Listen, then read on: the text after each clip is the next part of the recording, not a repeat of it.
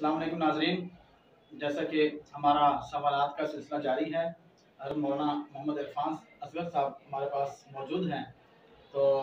हम इनसे अगला सवाल ये करते हैं कि एक आलिम के फ़राइज़ मनसबी क्या है। एक आलिम, उसकी क्या जिम्मेदारियां हैं मुआशरे के अंदर, वो क्या जिम्मेदारियां सर अंजाम दे सकता है। तो आज हमारे पास मौजूद है मौलाना मोहम्मद इरफान असगर साहब, वो हमें इस बारे में ज़रा आगाही देंगे। जी मौलाना साहब। जी, एक आलिम चूँकि नबी पाक सल्लल्लाहु ताला अलैहि वसल्लम का इल्म नबूवत का वारिस है, और आप सल्लल्लाहु अलैहि वसल्लम की हदीस है अल उलमा वरसतुल अंबिया, कि उलमा अंबिया के वारिस हैं। और जो फ़राइज़ मनसबी नबी पाक सल्लल्लाहु अलैहि वसल्लम के थे, वही फ़राइज़ मनसबी जो हैं वो एक आलिम के भी हैं। अल्लाह ताला जल्ल शानुहु ने जहाँ पर नबी पाक सल्लल्लाहु अलैहि वसल्लम के फ़राइज़ मनसबी बयान फरमाए हैं, तो आपने फरमाया, अल्लाह ताला जल्ल शानुहु ने फरमाया, लक़द मन्नल्लाहु अलल मुमिनीना इज़ बअस फ़ीहिम रसूलन मिनहुम यतलू अलैहिम आयातिही व युज़क्कीहिम व युअल्लिमुहुमुल किताब वल हिकमा, कि अल्लाह ताला ने जब रसूल करीम सल्लल्लाहु अलैहि वसल्लम को भेजा तो चार फ़राइज़ तो इस आयत के अंदर जिक्र फरमा दिए कि वो कुरान पाक अपना कलाम जो अल्लाह ताला ने नबी पाक सल्लल्लाहु अलैहि वसल्लम पर उतारा, नज़ल बिहिर रूहुल अमीन अला क़ल्बिका, कि अल्लाह ताला जल्ल शानुहु ने हज़रत जिब्राइल अलैहिस्सलाम के ज़रिए से कुरान पाक नबी पाक सल्लल्लाहु अलैहि वसल्लम के क़ल्ब पर उतारा। तो उसके बारे में ही ये चार फ़राइज़ है। नंबर एक, उसकी आयात की तिलावत करना। तिलावत आयात यानी जिस तरह से तिलावत का हक है और उसके हरूफ की अदायगी, अल्फाज और सही तरह से उसको उसकी जो अदायगी है वो सिखाना आप सल्लल्लाहु अलैहि वसल्लम का ये फ़र्ज था। तो आप सल्लल्लाहु अलैहि वसल्लम ने सहाबा को सिखाया। इसी तरह जो एक आलिम है उसका ये फ़र्ज मनसबी है कि उसके मातहत जितने लोग हैं उनको वो कुरान पाक सिखाए, कुरान पाक की आयात सिखाए। अगर वो दरसगाह के अंदर पढ़ा रहा है तो दरसगाह के जो तलबा हैं उसके पास जो पढ़ते हैं वो उनको कुरान पाक सिखाए और कुरानी उलूम सिखाए। और इसी तरह अगर वो मस्जिद के अंदर इमाम है तो तब भी उसके पास जो तालिब इल्म पढ़ने के लिए आते हैं, जो मोहल्ले के लोग आते हैं, जिस उम्र के भी हों, उनको कुरान पाक की सही सही तिलावत सिखाना, ये एक आलिम का मुसल्ला रसूल के वारिस का फ़र्ज मनसबी है।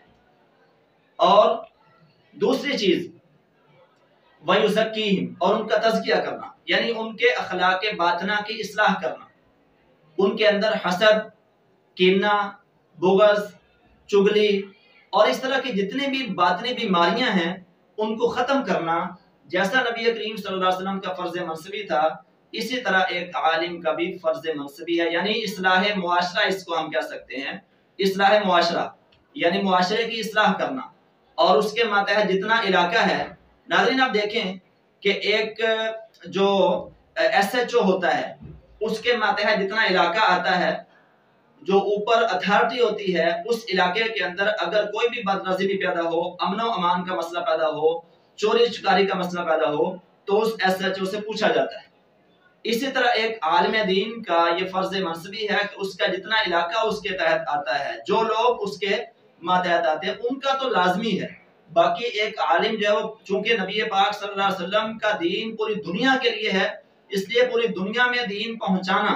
ये भी फ़र्ज है। लेकिन बुनियादी तौर पर और इब्तदाई तौर पर उसका जो इलाका है उसके अपने लोगों को ये बात बताना और इस्लाह मुआशरा करना, ये उसका फ़र्ज मनसबी है। नंबर 3,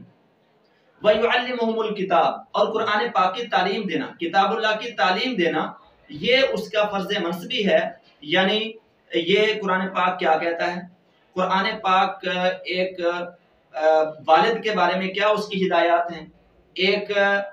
वालिद की औलाद के बारे में क्या हिदायत हैं, वरासत के बारे में क्या कवानीन हैं, यहाँ तक कि हर तरह के मसाइल, नमाज के मसाइल, रोज़े के मसाइल, हज के मसाइल, मुआशरती मसाइल, वरासत के मसाइल, और जितने भी मसाइल कुरान पाक ने बयान किए हैं जो अवाम की ज़रूरत हैं और जिस तरह के तबके से उसका वास्ता पड़ा है,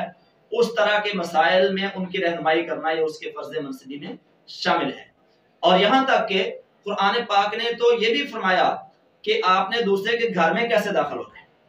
یعنی لوگوں کو قرآن پاک کے ساتھ جوڑنا یہ فرض منصبی میں داخل ہے۔ قرآن پاک میں ہے لا یا ایھا الذین آمنوا لا تدخلوا بیوتا غیر بیوتکم حتی تستأنسوا وتسلموا علی اہلہا، کہ اگر کسی کے گھر میں داخل ہونا ہے تو اس وقت تک نہیں داخل ہو سکتے جب تک کہ اس کو اپنی پہچان نہ کروا دو گھر والے کو اور اس کو سلام نہ کرو۔ تو یعنی کہ یہاں تک قرآن پاک نے رہنمائی کیا۔ تو اسی طرح ایک عالم جو کہ رسول پاک صلی اللہ علیہ وسلم کا وارث ہے، اس کے آپ صلی اللہ علیہ وسلم کے علوم کا وارث ہے، اس کے لیے ضروری ہے کہ لوگوں کی اس طرح سے رہنمائی کرے کہ وہ گراس روٹ لیول پر لوگوں کی رہنمائی کرے۔ اور جس طرح نبی پاک صلی اللہ علیہ وسلم نے خود فرمایا کہ انما بعثت معلما، کہ میں معلم بنا کر بھیجا گیا ہوں، اور آپ صلی اللہ علیہ وسلم پوری امت کے لیے معلم بنا کر بھیجے گئے تھے۔ اسی طرح ایک عالم ایک معلم بھی ہوتا ہے، ایک استاد بھی ہوتا ہے، چنانچہ اس کی ذمہ داری ہے کہ وہ ایک معلم کے فرائض سر انجام دے اور ایک بہترین معاشرے کی تشکیل کرے اور معاشرے کا محسن بن کر وہ زندگی گزارے اور بہترین معاشرتی افراد پیدا کرے جو کہ ایک اچھے معاشرے کی تشکیل کرے۔ اور نمبر 4 چوتھی چیز ہے والحکمہ، یعنی سنت کی تعلیم دینا۔ نبی پاک صلی اللہ علیہ وسلم کی جو سنت ہے، اللہ تعالیٰ نے جس کو فرمایا لقد کان لکم فی رسول اللہ اسوۃ حسنہ، کہ تمہارے لیے رسول پاک صلی اللہ علیہ وسلم کی جو زندگی ہے بہترین نمونہ ہے، تو نبی پاک صلی اللہ علیہ وسلم کی جو زندگی ہے وہ لوگوں کو سکھانا وہ ایک عالم کی ذمہ داری ہے اور اس کا فرض منصبی ہے کہ آپ صلی اللہ تعالی وسلم نے صحابہ کرام کی کیسے وہ تربیت کی تھی اور آپ صلی اللہ علیہ وسلم نے کیسے ان کی رہنمائی کی تھی، یہاں تک کہ حضرت انس رضی اللہ تعالیٰ عنہ آپ صلی اللہ علیہ وسلم کے پاس 10 سال تک رہے اور آپ صلی اللہ علیہ وسلم کے بارے میں فرماتے ہیں کہ مجھے آپ صلی اللہ علیہ وسلم نے کبھی ڈانٹا نہیں، یعنی پیار سے آپ صلی اللہ علیہ وسلم ان کو سکھاتے تھے۔ اور ایک صحابی آئے، آپ صلی اللہ علیہ وسلم کھانا کھا رہے تھے، وہ صحابی نے، وہ بچے تھے چھوٹے، اور انہوں نے اپنا جو ہاتھ ہے وہ پیالے کے اندر گھمانا شروع کر دیا۔ آپ صلی اللہ علیہ وسلم نے ان کا ہاتھ پکڑا اور پیار سے فرمایا سم اللہ، اللہ کا نام لو، کل بیمینی کا، اپنے دائیں ہاتھ سے کھاؤ، وکل مما یلی کا، اور اپنے آگے سے کھاؤ۔ یعنی آپ صلی اللہ تعالی وسلم نے اس کو 3 جملوں میں کھانے کے آداب سکھائے۔ اسی طرح عائشہ رضی اللہ تعالیٰ عنہ فرماتی ہیں کہ آپ صلی اللہ علیہ وسلم کے پاس ایک نوجوان آیا اور اس کے ساتھ ایک بوڑھا آدمی تھا۔ حضور صلی اللہ علیہ وسلم نے فرمایا کہ یہ کون ہے؟ تو اس نے کہا یا رسول اللہ یہ میرے والد ہیں۔ آپ نے فرمایا کہ اگر یہ چل رہے ہوں تو ان کے آگے نہیں چلنا اور ان سے پہلے بیٹھنا نہیں ہے، ان کے آگے اونچی آواز میں نہیں بولنا، اور اسی طرح ان کی نافرمانی نہیں کرنی، ان کا دل نہیں دکھانا۔ تو آپ صلی اللہ علیہ وسلم اس طرح صحابہ کرام کو آداب سکھاتے تھے، معاشرتی علوم اور معاشرتی تربیت دیتے تھے صحابہ کرام کی۔ تو اس طرح سے آپ نے ایک بہترین معاشرہ تشکیل دیا۔ تو یہ ہیں ایک عالم کے فرائض منصبی، جو میں نے جو آیت کے اندر 4 فرض منصبی تھے انہی کے ریلیٹڈ میں نے باتیں آپ کو بتائی ہیں۔ اللہ تعالیٰ جل شانہ مجھے ان باتوں پر عمل کرنے کی توفیق عطا فرمائے، اور ناظرین پوری دنیا کے علماء مجھ سمیت، مولانا سمیت پوری دنیا کے علماء اگر ان فرائض منصبی کو ادا کریں تو یہ معاشرے کے اندر جو ایک